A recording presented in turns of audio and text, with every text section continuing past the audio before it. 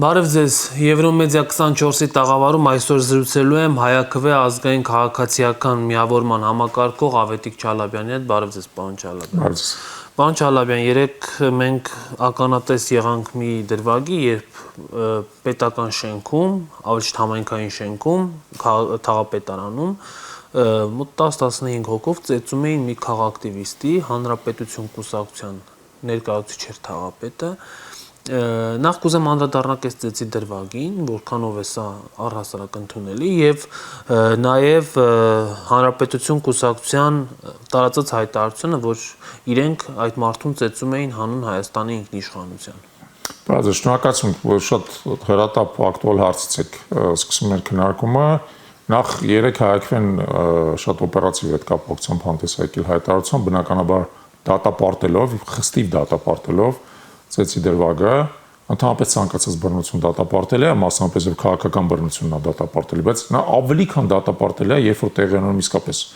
պետական կամ համայնքային շենքի տարածքում, շենքի, որ մեր բոլորի միջոցներով է, հա, ըստ կառուցված, սպասարկվում եւ այլն, արվում է մեր անունից ըստ էության, արվում է պետական պաշտոնյաների կողմից կամ համայնքային պաշտոնյաների կողմից, որը եւս անընդունելի է, արվում է այդ կարգի գռեհկությամբ, այսինքն տեսախցիկների առաջ մեծ քանակությամբ, ասենք ոնց որ մարդկանց խմբով հարձակվում են մի առանձին քաղաքացու վրա։ Դուրս է գալի թաղապետը փոխանակ ոնց որ փորձում կարգի հրավիրել իր ենթականերին, որոնցից սկսեց այդ բախումը, ընդհակառակ ինքը դրան միանում է ու ոնց որ մի հատ հատուկ ջերմառանդությամբ սկսում է ծեծել քաղաքակտիվիստին եւ այլն։ Բացարձակ դատապարտելի անընդունելի է, ընդ որում բոլոր մակարդակներով եւ քաղաքական մակարդակով եւ իրավական մակարդակով։ Ըստ օրինակ մեր հայտարարությունը երկուսին էլ անդրադառնում է, դրա մեղավորները բնականաբար պետք է իրավական պատիժ կրեն, որովհետև տեսախցիկների առաջ մարդ են ծեծում, էլի, անթակույց, այդքան լկտիացել են, բայց դրա քաղաքական հետևանքներ պետք է լինի եւ քաղաքական հետևանքները մասնապես երկու ուղղությամբ ես կուզենայի շեշտադրել։ Նախ հիշեցեմ ձեզ, որ դրա նախորդ օրը Երևանի քաղաքապետի պաշտոնը մինչև հիմա զբաղեցնող Տիգրան Ավինյանը, որը երբևիցե չպետք է դառնար Երևանի քաղաքապետ, որովհետև չի ստացել մեր քաղաքացիների աջակցությունը, հա։ Նա ըստ էության այդ նույն Տիգրան Տեր-Մարգարյանի նախորդած գործողությունները աջակցեց, ասես մարդը այտենց նյարդային եղել, թեև ոչ մի նյարդային վիճակ չի արդարացնում, հեռախոսով ուրիշին հայոյանք տալը, հա, չի արդարացնում։ Եվ դա է որ բերել է, չէ՞, այս միջադեպին։ Եվ ըստ էության Տիգրան Ավինյանը պետք է քաղաքական պատասխանատվություն ստանձնի իր ենթակայի այդ կարգի վարկագծի համար։ Բայց այդ վարկագծի համար նաև պետք է քաղաքական պատասխանատվություն ստանձնի Հանրապետություն կուսակցությունը, որը առաջադրել է Տիգրան Տեր-Մարգարյանին այդ պաշտոնի վրա, հա, եւ որի կվոտայով է նա այդտեղ գտնվում։ Ավելին ձեզ ասեմ, այդ հայտարարությունը Հանրապետության, որ ես կարդացի, ես ուղղակի անկեղծ եմ ասում, շոկի մեջ էի։ Այդ կարգի աբսուրդ հայտարարությունը, այսինքն բոլորի աչքի առաջ, տեսախցիկների առաջ,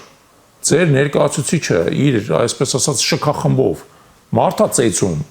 գրեհի կերպով, որովհետեւ դուք դա փորձում եք ներկայացնել որպես ինքնիշխանության դեմ սադրանք, եթե դա նույնիսկ ինքնիշխանության դեմ սադրանք ելներ, որ իհարկե աբսուրդ է։ Այդ սադրանքի դիմագրավելու բազմաթիվ քաղաքակիրթ միջոցներ կա։ Մարդուն լեզու է տրված, հա, որ խոսքով խոսքին պատասխանի, ոչ թե բռունցքներով հարձակվի մարդու վրա, հարձակվելուց հետո էլ բոլորով թափեն բռունցքներով։ Դա երբեմն պետք է նաև ուժով պաշտպանել ինքնիշխանությունը։ Նայեք, ուժը բոլոր պետություններում կարգաբերված է իր կիրառումը, հա։ Ուժի կիրառման իրավունք ունեն իրավապահ մարմինները, ասենք եթե տեսեք ոստիկանները երբ որ եկան Չախոյանը տեղից հեռացրեցին, դա այդքան հաճելի չէր իրականում, որտեղ բոլորին պետք է աստիճան բերմայի ենթարկեն, բայց իրանք իրավունք ունեն ուժի կիրառման։ Այն մարդիկ, որոնք բռունցքներով հարձակվել են Չախոյանի վրա, իրանք ուժի կիրառման իրավունք չունեն։ Ուժի կիրառման իրավունք երկրում օրենքով հստակ սահմանված է ով ունի, դա ունեն իրավապահ մարմինները, ուժային մարմինները, հա։ Այն մարդիկ, որոնք այդ ուժը փորձում են կիրառել, դրա իրավունքը չունեն։ Ոստի իրանք բնականաբար եւ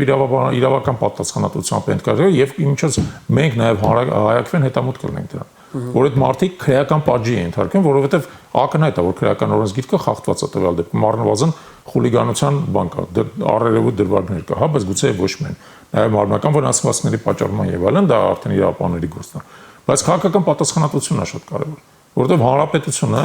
փոխանակ իսկապես պատասխանատվություն ստանձներ իր անդամի անթույլատրելի վարկագծի համար եւ իր անդամի շքախմբի անթույլատրելի վարկագի փորձում է դա ներկայացնել որպես Հայաստանի Հանրապետության ինքնիշխանության պաշտպանություն հարգեներես այդ ինքնիշխանությունը մեր բոլորինն է դուք մեր փոխարեն մի պաշտպանեք հա մենք մեր ինքնիշխանությունը կպաշտպանենք ասում է պարոն Չալաբյան ասում է Ռուսաստանի քաղաքացի է պարոն ներողություն Արթուր Չախոյանը նաեւ Ռուսաստանից ֆինանսավորվող բլոգեր եւ սա Ռուսաստանի արշավն է դեպի Եվրոպա գնացող հանրապետություն կուսակցություն։ Ոչ ինչ է դա, որ պետք է մարդուն ծեծել, որ պետք է մարդուն ծեծել, դրանից հետևում արդյոք որ մարդուն պետք է տեսախցիկների առաջ այդպես բան խոշտանգման ենթարկել։ Չի դեռ չէ, այսինքն նույնից եմ ասում։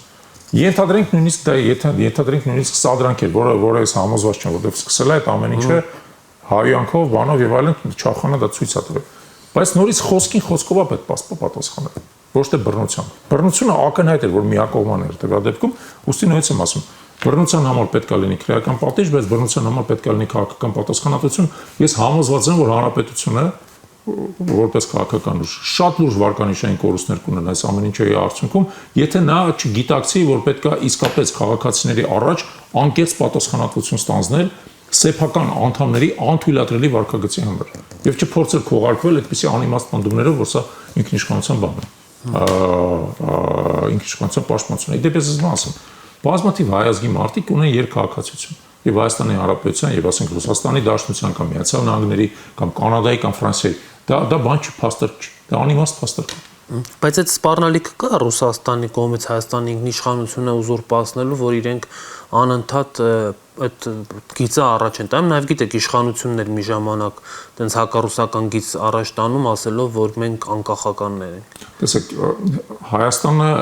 փոքր երկիր է եւ գտնվում է մեծ երկրների շրջապատում։ Մեծ երկրների, մեծ պետությունների, մեծ տերությունների Եվրոմիության, որը ըստության եւս մի հատ գլոբալ մեծ տերություն է, հա։ Իրանցից յուրաքանչյուրի կողմից էլ որոշակի վտանգ գոյություն ունի մեր ինքնիշխանության սահմանափակման։ Հիմա կնայեք, որ մենք Եվրոմիություն մտնենք, մեր ինքնիշխանություն չի սահմանափակվելու։ Մեր ինքնիշխանության սահմանափակման ամենամեծ ջատագովը այսօր հանրապետություն կուսակցությունն է։ Եվ իրանք են ասում եկեք մտնենք Եվրոմիություն եւ ըստ էության մեր պետական գործառույթների զգալի մասը արտապատվիրակենք Եվրոպական միությանը, Եվրոպական միության կառույցներին։ Ամենամեծ ինքնիշխանության ըստ էության այսօր թշնամին իրանք են։ Բայց նորից եմ ուզում ասեմ, ցանկացած մեծ տերության կողմից այսօր աշխարհում գոյություն ունի ճնշում փոքրերի նկատմամբ, այդ իմաստով այո գոյություն ունի ինքնիշխանության ռիսկեր, բայց այդ ինքնիշխանության ռիսկերը ծիծաղելի է մտածել, որ գոյություն են միայն Ռուսաստանից։ Նույն կերպով ունեն Թուրքիայից եւ շատ ավելի մեծ չափով, նույն Եվրոմիությունից ավելի փոքր չափով Միացյալ Նահանգներից կամ ենթադրենք Չինաստանից եւ այլն։ Ոստի ինքնիշխանությունը նրանով չի, որ ասենք դու փորձես այդ պետություններին նշավակես, փորձես նրանց ասենք դեմոնիզացնես, ասես Ռուսաստանը վատն է, Եվրոմիությունը լավն է կամ ընդհակառակը։ Դու պետք է փորձես բալանսավորես իրեն շահերը քո երկրի տարածքում, բալանսավորես բոլորի հետ համագործակցես, բոլորի հետ աշխատես եւ փորձես նենց անել, որ իրանց ազդեցությունները բալանսավորվեն քո երկրի տարածքում։ Այդ է փոքր պետությունը կներեք էլի ուրիշ այլընտրանք չունի, քան թե շահերը բալանսավորել։ Եթե դու փորձում ես միարժեք ասես սա լավն է, սա վատն է, դու նշանակում ես հենց դու ես իշխանություն, քո ինքնիշխանությունը խփում, որովհետեւ դու քո ամբողջ ազդեցությունը քո ինքնիշխանությունը ամբողջը դնում ես մի կողովում, մի գերտերության կողովում։ Երեք մի հետաքրքիր իրադարձություն էր տեղ ունեցավ, կուզեի նաև սրան հպանցիկ անդրադառնանք։ Ազգային ժողովի քպական պատգամավոր այս անգամ էլ Վահագն Ալեքսանյանի մայրն էր մոտեցել եւ տարբեր տեսակի բնորոշում։ Կներեք, իրան գոնես չմեկնաբանում էլի։ Չէ, հարցս հետեւյալն է։ Սա առաջի դեպքը չի, երբ որ իշխանավորների հարազատները տարբեր կերպ են իրենց դրսևորում, ընդ որում ագրեսիվ վարքագծով։ Սա արդյոք սա նշանակում է, որ այն Վիլեն Գաբրիելյանը ասաց, որ իշխանությունը 26 թվականին չի վերընտրվելու, սրա վախի արտահայտությունն է։ Այո, ես կարծում եմ, որ սա հուսահատության, վախի ջղաձգումներ են, տարբեր ձևերով դրսևորվող, այո, մարդիկ սկսում են հասկանալ աշճանաբար, որ երաշխավորված չի ԿՊ-ի եւ իր սատելիտների, արբանյակների վերարտադրությունը եւ հասկանում են, որ եթե այդ վերարտադրությունը տեղի չունենա, ինչպես դա տեղի չունեցավ, օրինակ Գյումրիում կամ Փարաքարում, անխուսափելիորեն գալու է նաև պատասխանատվության պահ եւ ոչ միայն քաղաքական պատասխանատվության։ Իրանք քաղաքական պատասխանատվությունից առանձնապես չեն վախենում, բայց ակնհայտ քրեական պատասխանատվության հարց կա, որովհետեւ այս տարիների ընթացքում բազմաթիվ հաղորդումներ ներկայացվել հանցագործության մասին, գործող վարչակարգի դրանց մեկ օրինակ շատ կոնկրետ անցյալ տարի մենք ենք ներկայացել, որ Տավուշի այն 4 բնակավայրերի հատվածում ապօրինի սահմանազատում է տեղի ունեցել առանց որևէ իրավական հիմքի։ Եվ բոլոր նրանք, ովքեր դրան մասնակցել են, պետք է պատասխանատվության ենթարկվեն։ Դրանից հետո արդեն կանոնակարգը ընդունվել, այդ կանոնակարգում ինչ շատ հստակ ներկայացված է, թե ինչպես պետք է տեղ ունենա սահմանազատումը, եւ դա վավերացվել է։ Բայց այդ 4 գյուղերի տարածքում սահմանազատումը եղել է մինչև կանոնակարգը, առանց իրավական հիմքի։ Դրա համար քրեական պատասխանատվություն է նախատեսվում։ Բայց ինչ արվում, քանի որ այս իշխանությունը վերահսկել է եւ դատախազությունը, եւ փաստացի դատարանները, եւ ամբողջ իրավապահ համակարգը, բոլոր այդ քրեական գործերը շարունակաբար մերժվել են։ Մեր դեպքում մերժվել են, ընդ որում ես ներկայացնեմ, դիմել ենք դատախազություն, հետո դիմել ենք քննչական կոմիտե, հետո դիմել ենք առաջարկանի դատարան, հետո վերաքննիչ, հետո վճռաբեկով է մերժվել։ Բոլոր ացիաներով գնացել ենք, բոլոր տեղերում մերժվել է։ Բայց վաղը եթե մարմինները չգտնվեն քաղաքացիական պայմանագրի վերահսկողության տակ, որևէ կասկած չունենանք, որ մենք այդ նույն քրեական գործերով կվերադառնանք։ Եվ եթե ունենանք երկրում անաչառ արդարադատություն, այս մարդիկ, որոնք այս ամեն ինչ արել են, բնականաբար պետք է օրենքի առաջ պատասխան տան։ Եվ այդ իրանց ջղաձգումները հենց դրանով է պայմանավորված։ Օրերս նաև երկրորդ նախագահ Ռոբերտ Քոչարյանը հայտարարություններով հանդես եկավ, ուսանողների հետ էր հանդիպել եւ Քոչարյանը ասաց, որ գաղափարի շուրջ հնարավոր է ընդդիմության համախմբում։ Դուք ինչ գաղափարի շուրջ եք տեսնում առհասարակ ընդդիմության, ընդհանրապես հնարավոր է հիմա որ Տեսեք, ես անկեղծ կարծում եմ, որ Քոչարյանը տվյալ դեպքում փորձում է ցանկալին իրականության տեղ ներկայացնել, որովհետեւ պետք է հստակեցնել, թե որն է այդ գաղափարը։ Ես չեմ տեսնում մի նենց գաղափար, որի շուրջը բոլոր ընդդիմադիրուժերը կարող են համախմբել։ Նախկինում օրինակ անցյալ տարի, երբ որ սրբազան պայքարներ եւ ընդդիմության լայն համախմբում կար, այդ գաղափարը Փաշինյանին հեռացնելու գաղափարն էր։ Բայց հիմա սկսել է ակնհայտ դառնալ, որ Փաշինյանը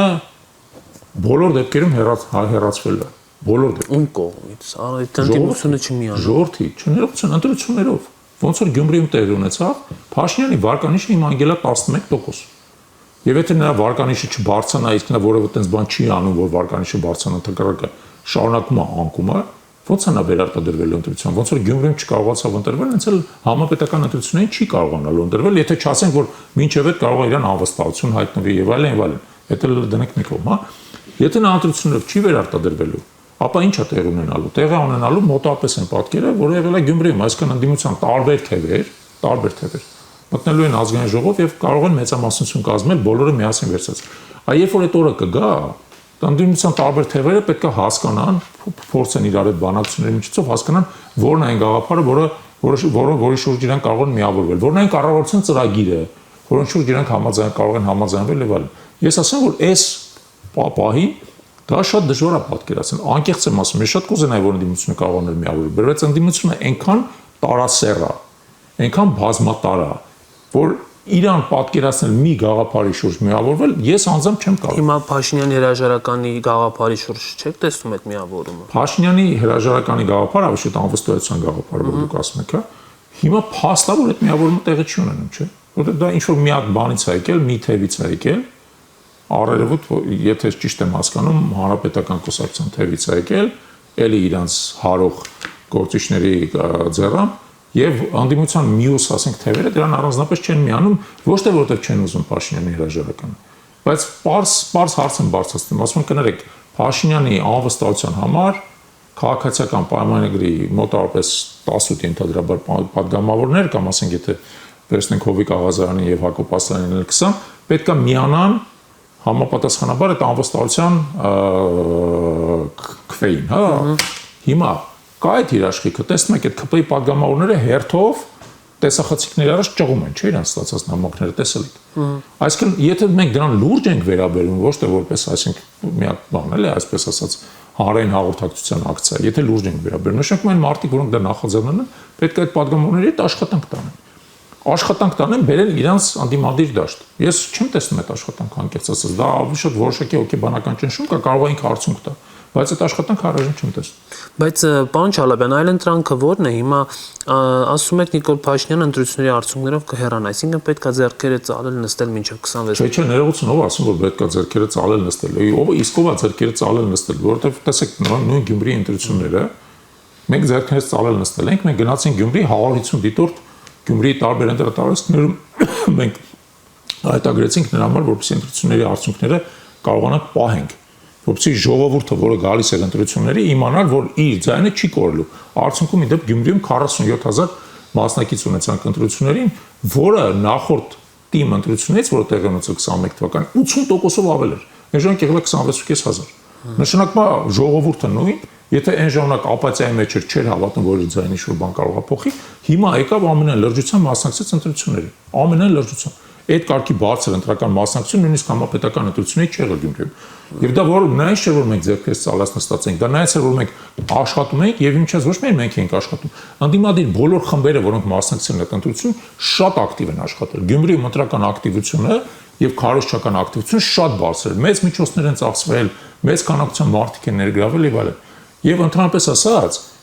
եթե մենք ի վերջո գալիս ենք այն գիտակցության, որ մեր երկրում իշխանությունը պետք է փոխվի ընտրություններով, իսկ մենք դրա անկեղծ կողմնակիցն ենք, որ պետք է ընտրություններով փոխվի իշխանությունը եւ սահմանադրական ճանապարհով ընդհանրապես ասած, ապա այդ ընտրություններին պետք է ամեն օր պատրաստ լինել եւ պատրաստվել։ Մենք բնականաբար ձեռքներս ծալած նստած չենք, ամեն օր հանրային հաղորդակցության մեջ ենք, ամեն օր փորձում ենք բացատրել եւ մեր ապագա ընտրողներին ներկայացնել այս վարչախմբի տարած քաղաքականության վտանգները, իր անհեռանկարությունը, այս սպառնալիքները, որ այս ամեն ինչը ստեղծում է մեր յուրաքանչյուրի անվտանգության համար եւ բնականաբար զուգահեռ ասենք մեծացնում ենք մեր դիտորդական ռեսուրսները, նոր քաղաքացիներ ենք ներգրավում այդ գործընթացի մեջ եւ այլն։ Ոչ մեկ ձեռքերը ծալած նստած չի սպասում։ Պարոն Ջալաբյան, հա, ճիշտ եք ասում, բայց մի այսպիսի հանգամանք էլ բազմաթիվ Գյումրի այս ընտրություններն է օրինակ բերում, բայց Գյումրի նախորդ ընտրությունները էս օրինակ բերեմ, երբ որ Բալասանյան դաշինքներ մեծամասնությունը տարել եւ փաստորեն այդ քաղաքական ուժին ստիպեցին, որպեսզի մանդատները վայր դնեն եւ հանձնեն իշխանությունը։ Հիմա որտեղ է երաշխիքը, որ 26 թվականին ինչ ռեյտինգ էլ որ ունենա Նիկոլ Փաշինյանը, իշխանությունը չի զավթելու։ Ոչ մի բացահայտ երաշխիք գոյություն չունի, ոչ մի բացահայտ երաշխիք գոյություն չունի, բայց եկեք հասկանանք իշխանությունը ինչպես է կարելի զավթել։ Իշխանազավթան մի քանի միջոց կա։ Միջոց կա, օրինակ ընտրություններից առաջ արտակարգ դրություն հայտարարելու, ընտրությունները կասեցնելու, հա, քաղաք զորքեր մտցնելու, եկամ ռազմական դրություն ընդհանրապես զինված ուժերը մտցնելու եւ այլն։ Բայց դա չի կարող անվերջ տևել։ Դա չի կարող անվերջ տևել, դա ինչ որ ժամանակ է, դա միայն կարա հետաձգի հոգեվարքը, բայց չի կարող կանխել մահը, մեր ասած քաղաքական։ Երրորդը կարելի է փորձել կեղծել ընտրությունների արդյունքները։ Տարբերական, հա? Գյումրիում փորձվել է։ Դուք մի մտածեք, որ Գյումրիի արդյունքը դա այտենց հարթ ու սահուն արդյունք է։ Մենք ներկայացրել ենք կենտրոնական ընտրական հանձնաժողովի դիտորդական առաքելության զեկույցը բազմաթիվ խախտումներ մեջ է ներկայացված, բազմաթիվ։ Գործող իշխանությունը փորձել է կեղծել այդ ընտրությունների արդյունքը չի ստացվել։ Իսկ ինչի չի ստացվել, որովհետև դիմադրություն ա եղել։ Տարաբնույթ դիմադրություն ա եղել մյուս քաղաքական ուժերից, դիտորդական նախաձեռնություններից, որոնք վերահսկել են ընտրության ընթացքը, լրատվամիջոցներից, որոնք ընդեղ են եղել, լուսաբանել են, թափանցիկություն են ապահովել եւ այլն։ Եվ վերջում մի մոռացեք, հա, որ երբ որ ֆիքսվում անեք, տեսեք, այդ ընտրություններից հետո մեզ դիմել է քննչական կոմիտեն բազմաթիվ դրվագներով, որովհետեւ մենք արդեն վկայություն տանք, որովհետեւ քրեական գործեր են հարուցվել։ Քրեական գործեր են հարուցվել, մենք էլ վկայություն ենք տվել որպես դիտորդներ, որովհետեւ մենք արձանագրել ենք այդ խախտումները։ Եվ քննչական կոմիտեն չի կարող պարզապես խուսափել ամեն ինչ անելուց։ Դա թվում է ընդհանրապես ասած, որ մենք այն պայմաններում ենք ապրում, որ ամեն ինչ կարելի է ծածկադմփոց անել։ Հնարավոր չի։ Իրականում այդքան հեշտ չի։ Որովհետեւ եթե բազմաթիվ խախտումներ կան, իդեպ հիշեք, որ քրեական օրենսգրքում 15 հոդված կա նախատեսվող ընտրական գործընթացի խախտումների համար բավական խիստ պատիժներով։ Այդ ամեն ինչը երբ որ ֆիքսվում է,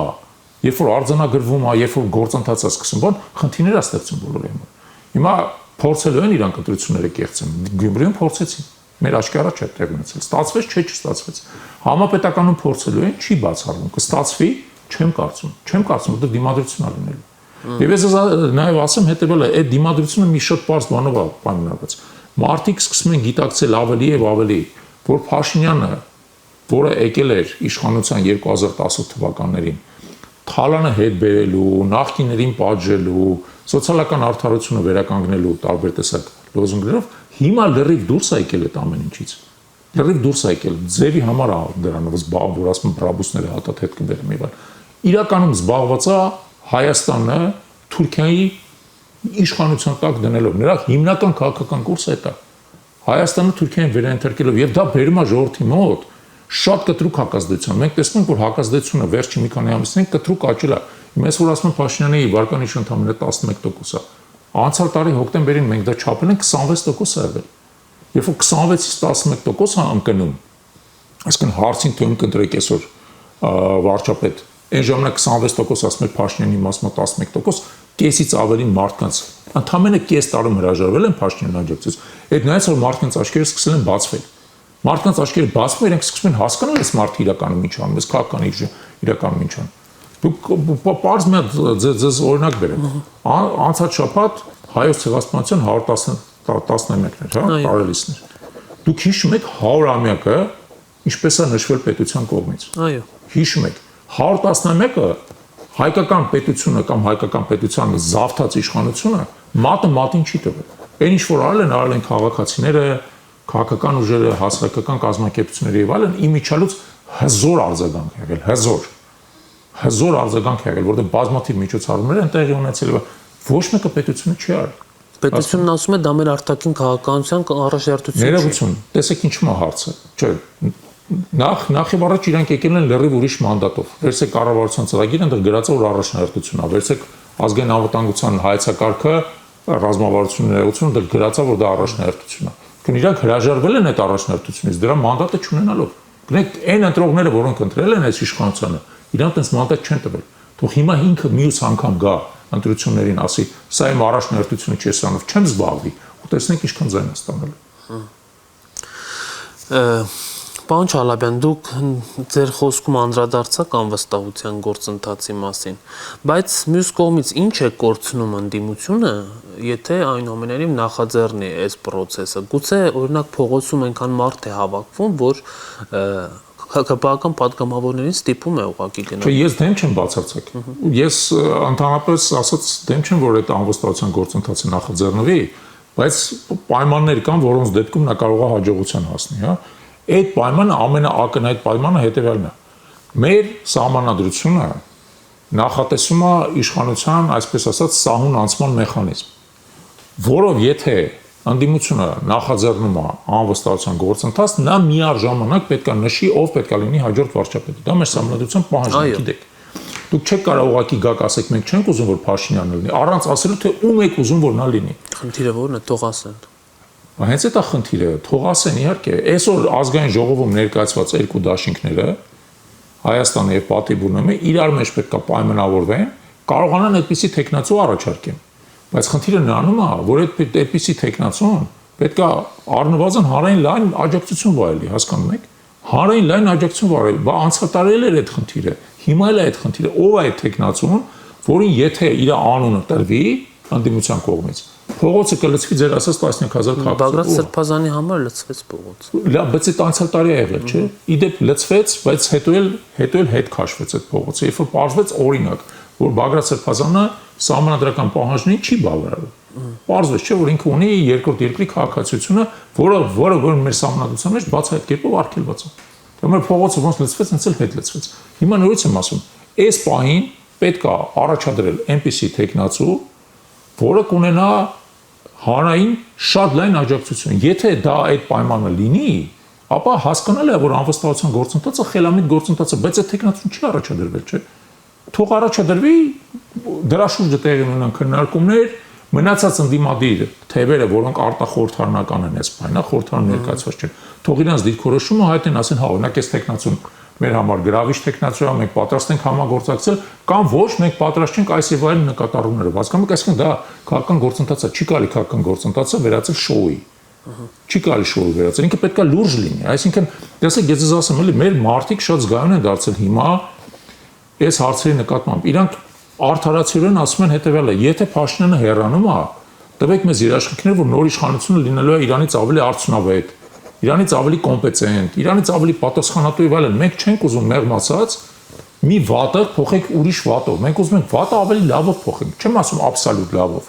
Չեմ ասում, որ մեր մոտ Չերչիլը կամ Ռուզվելտն է գալու իշխանության, հա։ Բայց մարդիկ ասում են մեծ երաշխիքներ տվեք, որ հաջորդ իշխանությունը նախորդից ավելի լավն է լինելու, հա։ Եթե չեք տալ այդ երաշխիքն, չեք մեզ այնպես պահանջում, որ մենք փողոց դուրս գանք։ Եվ այդ երաշխիքը պետք է տրվի։ Հիմա եթե այսօրվա ազգային ժողովի երկու ընդդիմադիր խմբակցությունները դա կարող են անել, թող անեն։ Եթե իրենք չեն կարող այդ անել, իսկ դրա նշանները իսկապես մինչև հիմա մենք չենք տեսել, հա, ուրեմն պետք է գնան դրական ճանապարհով։ Շնորհակալ եմ զրույցի համար։ Ես եմ ձեզ շնորհակալ։ Հարգելի հեռուստադիտողներ, ես զրուցում էի Հայաքվե ազգային քաղաքացիական միավորման համակարգող Ավետիք Չալաբյանի հետ, կհանդիպենք։